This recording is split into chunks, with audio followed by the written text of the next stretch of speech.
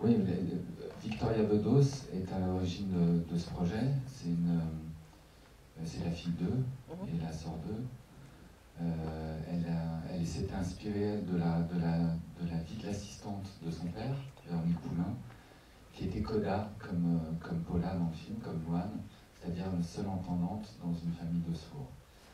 Et comme elle entendait cette assistante Véronique qui venait souvent chez ses parents parler de son expérience avec ses parents, ça l'a motivé, en tout cas ça l'a inspiré pour raconter une histoire. Et moi je suis arrivé au moment où elle avait fait une version, j'ai pris cette version, j'ai travaillé pendant 6 mois, qui nous amenait en tout cas à nous raconter, à nous dévoiler comment son quotidien se fabriquait peu à peu, et avec tous ses doutes, avec ses peurs, ce don qui tombe sur la tête et qui est toujours violent. Un don, ça veut dire quoi? C'est très curieux. On vous dit tout d'un coup, tu as un don. Ça veut dire pourquoi d'avoir un don? Comment on l'accepte? Comment on le vit? Et puis en plus, c'est très paradoxal par rapport à l'histoire. C'est une ironie du sort, c'est le seul don dont ses parents n'auront pas accès. Donc voilà, c'était tout ça qui m'intéressait. Des amis malentendants ou sourds, dans mercredi, qui est le jour officiel de la sortie du film, mercredi 17, il y aura des salles qui seront en SME, c'est-à-dire pour les sourds et malentendants, et des salles pour nous, les grandes oreilles des entendants. Voilà, en tout cas, il y aura les deux possibilités. Là, c'est vraiment le moment où, bon, dans 2 jours, tous ceux qui auront envie de le voir pourront aller le voir. C'est flippant et en même temps, on a hâte parce que ça fait tellement longtemps que... bon, moi déjà beaucoup moins de temps que toi, mais ça fait déjà tellement longtemps qu'on a travaillé dessus qu'on se dit que bon, ça y est, ça arrive et c'est presque là. C'est quelque chose de dingue. J'ai entendu dire que vous continuez à pratiquer le langage. Je continue à pratiquer la langue des signes, oui, en fait, je continue à l'apprendre en fait parce que je vais la passer au bac cette année. C'est classe ou non? Ah oui. Moi je trouve ça hyper classe.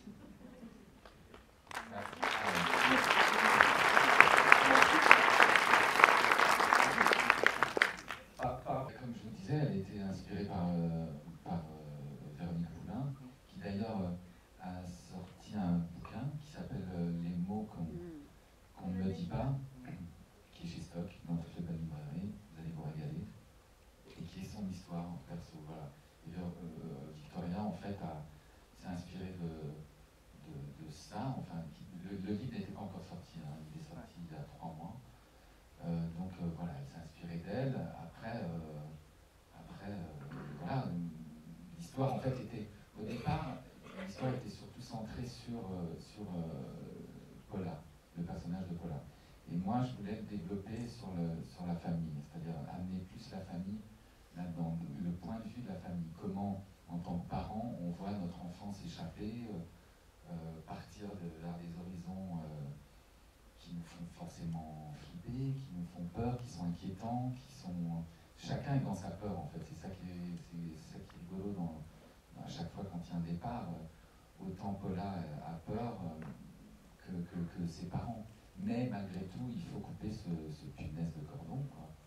Ça fait du bien aussi de couper. Il faut se donner l'autorisation. Alors après, voilà, ça se fait de diverses manières.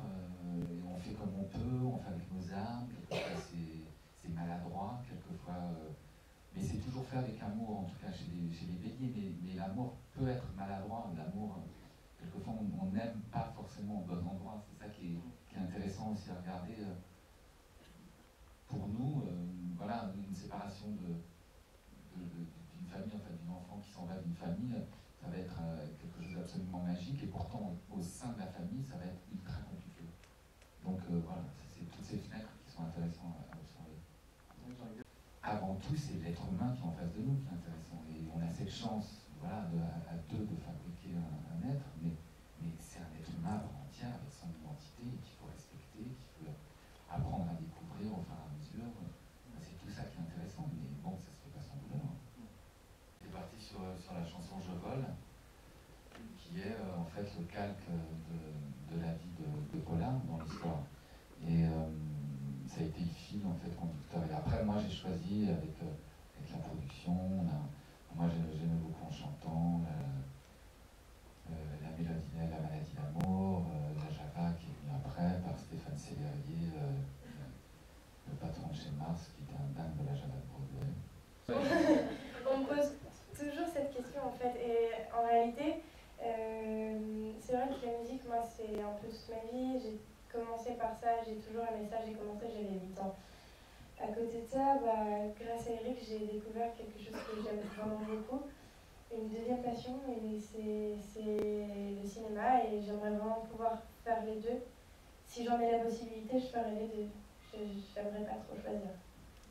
C'est rigolo quand j'écris, quand j'ai repris le scénario et que je retravaillais les personnages, que je rebossais sur les dialogues, j'ai tout de suite, quand j'écris des visages qui viennent comme ça, avec Prête-moi ta main, j'avais tout de suite eu Alain Chabat et Charlotte Gainsbourg, Paris pour l'homme qui, avec Romain Duris et Marina Foïs et Catherine Deneuve, qui était d'ailleurs Catherine Deneuve pour l'anecdote, un rôle d'homme qu'avait écrit Douglas Kennedy. Je ne trouvais pas d'homme. Et un matin, je me suis dit pourquoi pas une femme, et surtout pourquoi pas Catherine Deneuve. Et voilà, j'ai des flashs comme ça qui viennent. Et pour ce film, ça a été François Damiens d'abord, Karine et Eric Mosnino qui m'ont tout de suite apparu dans cette histoire. Après, François, ça faisait un petit moment qu'on se reniflait tous les deux. Ça faisait 3 ans qu'on se tournait un peu autour, qu'on s'observait, et l'envie était là, mais voilà, il fallait le rôle. Et j'ai tout de suite pensé qu'il pouvait faire ce personnage comme ça, un peu singulier, un peu suspendu, avec un peu bourru, un peu intérieur, et avec une poésie et une folie comme ça qu'il a, qui est magnifique. Après, oui, donc voilà, en vrai, je m'appelle Anne. Louane, ça vient du fait que j'ai une petite sœur et elle s'appelle Louise. J'ai coupé le is, j'ai rajouté le Anne. Ça s'appelle Louane. Tout simplement. Bonsoir, merci beaucoup à tous pour votre film, mais de la campagne, de cette jolie campagne à Paname. Merci de nous avoir ramené cette fleur ici même à Paris. C'est gentil. Voilà, parce que nous sommes pas loin de la maison de la radio. Ouais, juste en face. Merci beaucoup pour votre film, il était frais, j'ai trouvé. C'est gentil, merci beaucoup. Merci à vous. Oui, bonjour, j'ai une autre question de botanique. Donc, Très bien, pas de problème. En parlant de fleurs, en fait, j'ai l'impression que je suis le seul ici à ne pas connaître Louane. Et je ne sais pas si vous avez déjà expliqué auparavant comment vous avez fait pour choisir donc l'actrice principale, Louane, pour ce film, et qui est Louane. On peut faire les deux. Bon, du coup, je peux me présenter. Du coup, bonjour, Ouais, voilà, enchanté. c'est la première partie de vie. Et après, je fais le... Moi, je m'appelle Louane. En fait, ce qui s'est passé, c'est qu'il y a 2 ans, j'ai fait The Voice. Donc, voilà. The Voice, c'est un télécrochet qui passe sur une... Sur TF1. D'accord, sur TF1. Voilà, bon, tout est cash. D'accord. Donc, c'était sur TF1 et c'était il y a 2 ans, donc j'avais 16 ans. C'est l'âge minimum pour pouvoir entrer dans ton cours. Bref, on s'éloigne du sujet, voilà, je m'appelle Louane. Voilà. Elle est ado encore. Mais voilà, et alors, je préfère être ado qu'être... un vieux débris comme ça.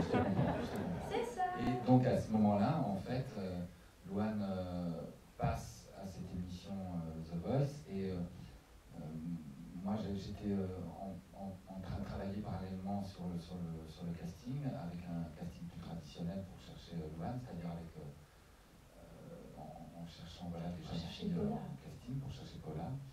Et en effet, et en fait, on n'arrivait pas à trouver parce qu'il fallait donc une jeune comédienne, adolescente, comédienne sachant chanter.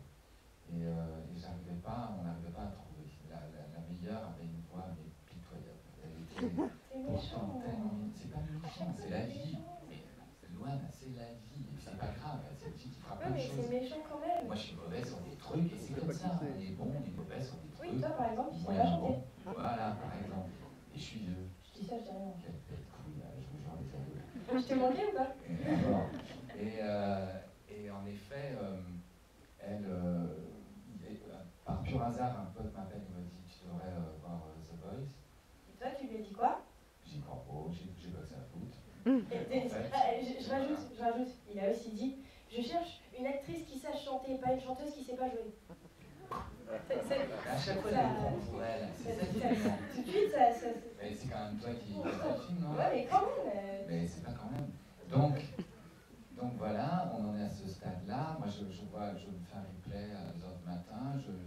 Et tout d'un coup, c'est la première apparition en fait de Louane à la télé. Et elle chante les gens heureux de William Scheller. Un homme heureux, pardon. Un homme heureux de William Scheller. Oui, je suis vieux, je suis sénile aussi. Et je craque complètement, en fait, littéralement.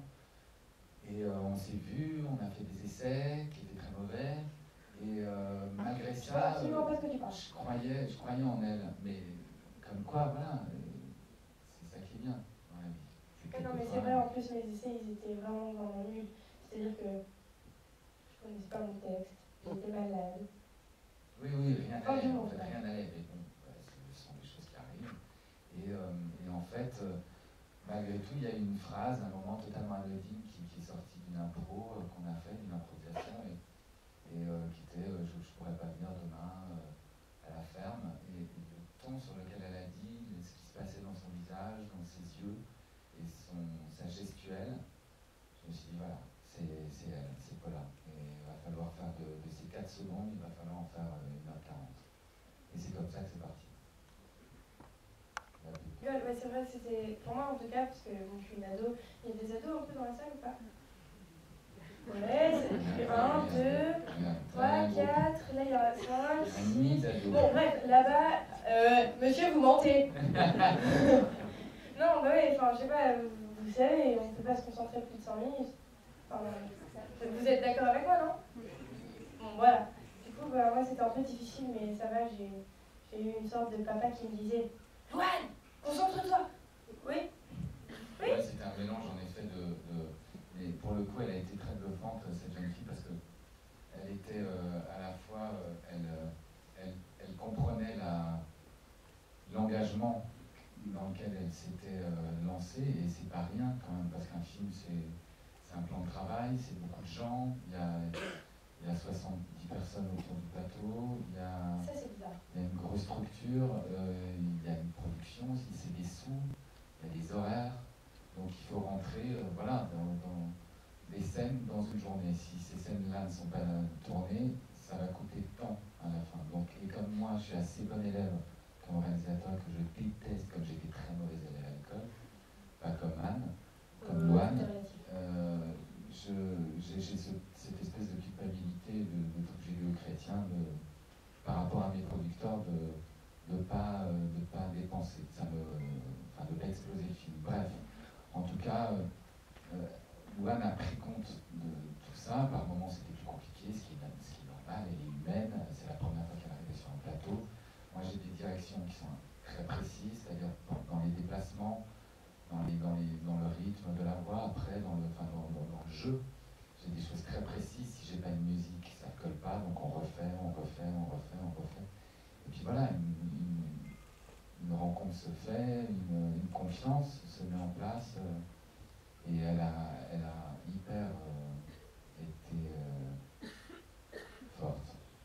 Merci. Le meilleur et le pire souvenir de film. Ouais, ça c'est dur comme question. Le meilleur souvenir.